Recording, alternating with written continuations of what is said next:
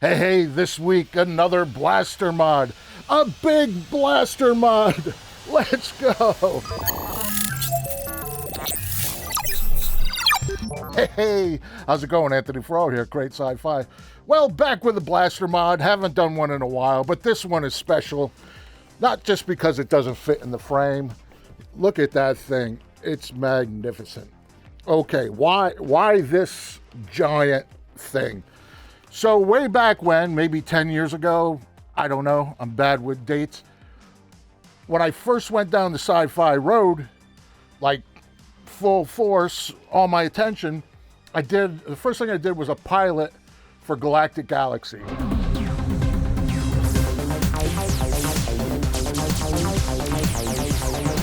The Galactic Galaxy shall be awakened! And I had this idea for this character that was sort of like a Barbarella character. I'll show you a clip here. Came out great, but it was my first sort of production where I did what I now do, which was I did the costumes, I did the props, I did everything.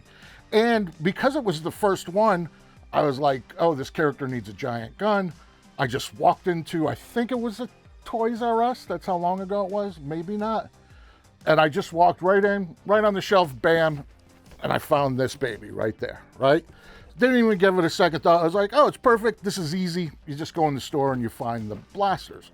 And then back then, I would paint everything flat black, and then I would do a dry brush treatment. Make a long story longer, what I realized is I was never able to find anything this amazing ever again, right? It was just like, first time lucky. I mean, this thing is intense. It's got the exhaust coming out of here. It's just such a cool piece, and more of like a campy piece than like a dramatic piece. But as the years went on, I never found anything like this again. And then you know how it is sometimes, a little late night boredom. You go down the eBay rabbit hole, and I was like, I wonder if I could find that gun. And sure enough, I found this on eBay. Luckily, I bought it long enough ago where I don't have any clue what I paid for it, which is probably a good thing. So what I want to do is revisit this, which I didn't know at the time was to be my favorite blaster, and I want to give it a proper paint job. I mean, I really hope I can find a picture of it from way back then so we can sort of compare. This is a very busy, big, chunky, I mean, that is a lot going on. All right, so enough gabbing. Let's get into it. All right, here we are on the bench with some history, personal history. Man, this thing is big. Like I said, I think one of the funniest things to me about, look at that thing. It's just like, look at that crazy detail. It's just really a fun piece. And I guess it just means a lot to me because I just walked into a store. I was like, I need a blaster for my sci-fi thing.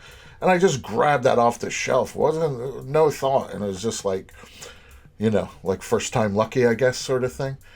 And there's a lot of components in this. I typically don't rip everything apart. But in this case, when they're obvious ones like this, I'll take them apart just to make it easier to paint. And then the initial thumbnail test on the stickers. And these ones are not going to be fun. So I'm like, well, let's put a little heat on it. And then I think I come back later with heat and the plastic razor blades, which are a great thing to use on stickers, plastic razor blades. It was a weird Temu thing that I just bought on a whim. And I was like, oh, I need plastic razor blades in my life. And then here, there's this spring, which, you know, this gun does shoot some kind of like darts. I don't want that, but I want that rod all the way out there. So that spring turned out to be very difficult. So I couldn't just cut it with snippers. And another weird thing, because I build these all the time, it's like this thing was like really old, and it was built better. Who knew?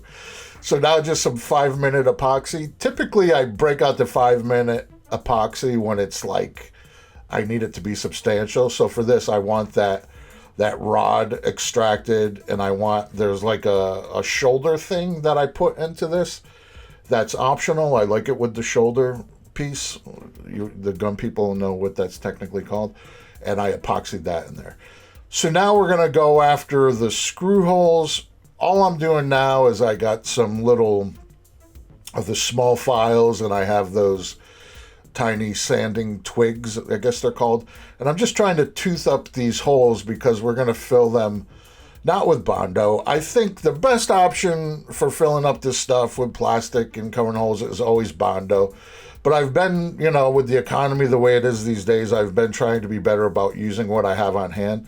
So what I had on hand is this plastic wood filler, which it's wood filler that's plastic. So I kind of use this in a pinch on my props. This prop I do really care about. It means something to me. So I think Bondo would be a bit better. But again, like I said, trying to be more financially responsible these days. So I had the wood filler on hand, and after all, this is a blaster, right? So there, it dries wood color, so that's a good thing. So I know that it's dry. And this is later that day or early the next day. And I have just, some sanding sticks, some sanding boards, sandpaper. Generally, rule of thumb for me is my sort of catch-all is 220 grit. We're just sanding this down, get rid of the clunky bits. Not as good as Bondo. I think that's the third time I said that, so I guess I got my point across. But easier to work with, a lot more straightforward. And then there you see the little dots, which represent what we plugged up. So it worked. So here I am with the razor blade and that is Temu plastic razor blades and a Temu hand hair dryer thingamajob.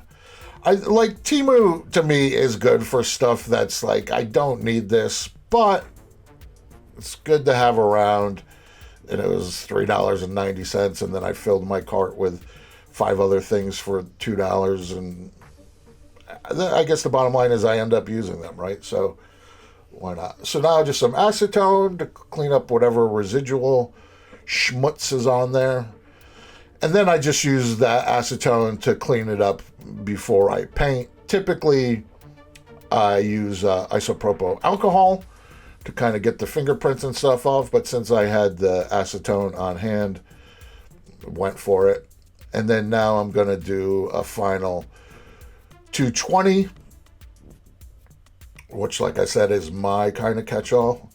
And again, this is unintentional. This is just happening in the moment, folks. that palm sander, again, another spongy thing that I got from Temu. I guess, on a budget these days, some Temu, they're not professional grade tools, but, for the kind of work that I do, and if you're a hobbyist or prop maker, it's fine. I'm not going to use it for crafting cabinets, but for making blasters in my garage workshop, it's fine. More acetone, more wiping, more cleaning up. I should have switched over to the isopropyl, but what's on hand. So now I use this adhesion promoter when I'm painting plastic these days, and then I'm going to hit it with a primer. The adhesion promoter, I get that from the AutoZone or the Pep Boys, whatever. And then my base coat is black. I typically use this Home Depot cheap black spray paint because it is a base coat and it dries quick. So it keeps we're drying it with my book. Check out my book. There's a link in the description. It talks about how I do this. It's more of a filmmaking mindset, not a how-to guide. How to do it with no money. So now I'm going to start masking off. So I have, I think, 1, 2, 3. I'm going to do chrome. I'm going to do like a body car color, and I'll leave some of the black. So we're just going to mask this off in stages. This is blue painter's tape. And then for the fine lines and around the edges and where I got to get fancy, that's where I use the Tamiya. That tape is just superior, but you could use the smaller painter tape or the green, I guess it's called frog tape, whatever you got, whatever works. And here, so the first stage is I'm just masking off everything that I want to remain black, or I want the black to be a base coat for something else, like a rub and buff or dry brush. So there I'm showing you. So now what you see is what I believe I'm going to hit with the chrome. So get the chrome paint, and you know me, I like to do the graphite treatment. Could have done that there, but for this I'm going to really heavily weather this thing, so we're going to go chrome. And as I'm showing you the progress, the eagle-eyed among you, you'll probably notice in a few instances that I'm getting some orange peeling. And well, typically when you do lots of layers of paint like I'm doing, and in the case of this, I just like to keep the party going, and you're not, drying for 48 hours between coats, you get some orange peeling. But because I weather so heavily, I just incorporate any of that into the weathering. But I just want you to keep that in mind for if you're going for more of like a, Star Trek pristine type of thing. You're going to want to take your time in the painting process and allow things to dry for a couple days before masking off and moving on to the next thing. But for my purposes, so that wasn't an oversight, just wasn't necessary. So now I like this anodized, fake anodized paint, and I went for purple because I always do blue, red, gold, and I was like, let's just mix it up and do some purple. And again, you see how pretty that is? Is that the right word? Candy? It's like that candy color. It looks cool, but if you like that, then you stop there. But you know me, I'm going to muddy that up, and it won't be that brilliant. And I think you can even see there, I was talking about how there's some chip outs from the paint. And again, because I know how heavily I intend to weather this, that sort of stuff, we file that under happy accidents, right? So now we have the black, the chrome, and the purple. Typically, a la Adam Savage, he talks about this like the three colors. Three colors is always good. Don't know if we're going to consider black a color, but I am going to use some gold rub and buff, so that'll give us three colors, and then that with the weathering. And then you see here, because I use the plastic wood, some of that came off.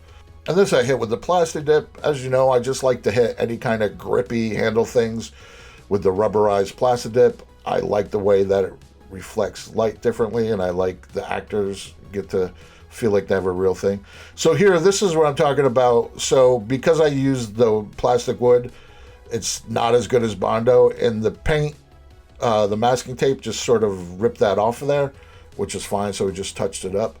So here with the hardware, I get these from Harbor Freight, and these hex nuts. So the screws in this shroud, I obviously I'm not going to cover up these screws because they're practical to the shroud piece. So you just want to upgrade them with these like little hex nut things that just look more, more sci-fi, more futuristic than I think there was like a Phillips head screw in there.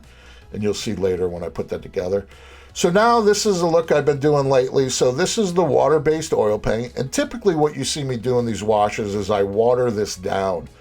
But I've discovered, I think, probably about a dozen blasters ago, and there you see the difference, is that when I use this water-based oil paint, if I don't water it down and I just sort of smear it on, it gives it a really oily look. Now, the thing off camera that you don't get to experience, that I'll just let you know, is it dries, but it takes a minute to dry, right? So just be prepared for the gun to be sticky. Now, let's say you were in a rush and your actor was using this tomorrow, then use the acrylic.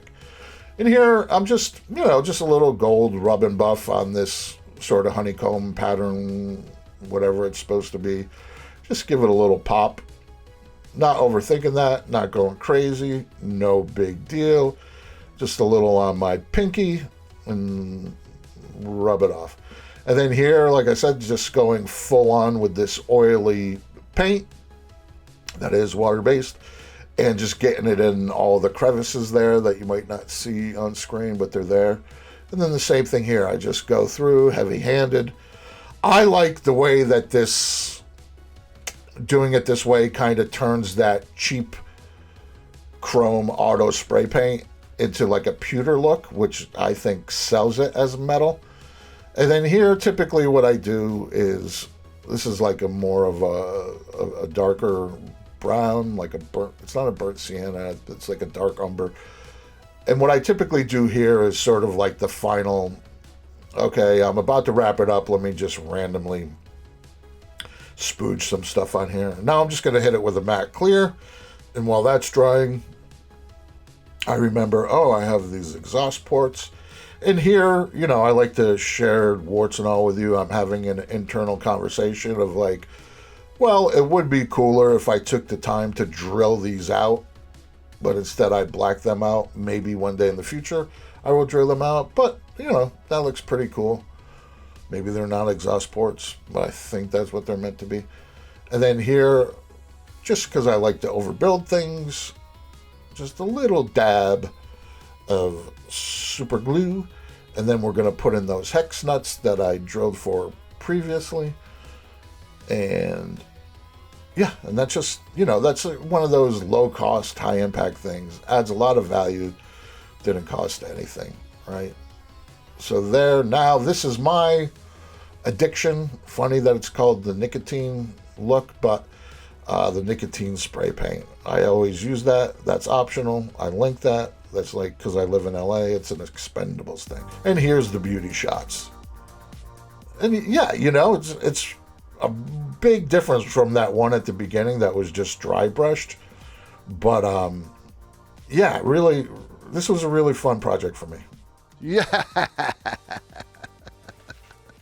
Man, that thing, it came out so good. I love when you can't fit it in the frame. And the way it kicks off light, very different than my original version. And it's crazy, amazing, so cool that I'm still sharing this stuff with you all these years later. And it's kind of nice for my head to go back and revisit. I guess I would consider this the first one. Very different, where we started, where we are now. Pretty good representation of that. So, as always, check out the eBay. It's where I sell stuff like this if it's not for a film or after it's for a film. Check out the Patreon, check out the merch, get a t-shirt. All that stuff really helps. And buy the book. I love when people buy the book. And if you're not subscribed, please subscribe. That helps. I ask you at the end, because if you're still here at the end and you're not subscribed, figure it's worth asking. But I guess we should fire it up, right?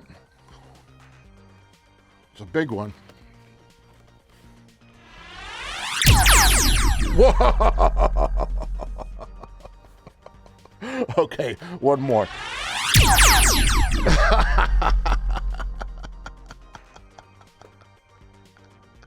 Well, remember, I'm just here to help make sci-fi. Create sci-fi in the neon light. Hit subscribe, power up, ignite. Hit from the playlist, carve your line. We forge the future. Sci-fi.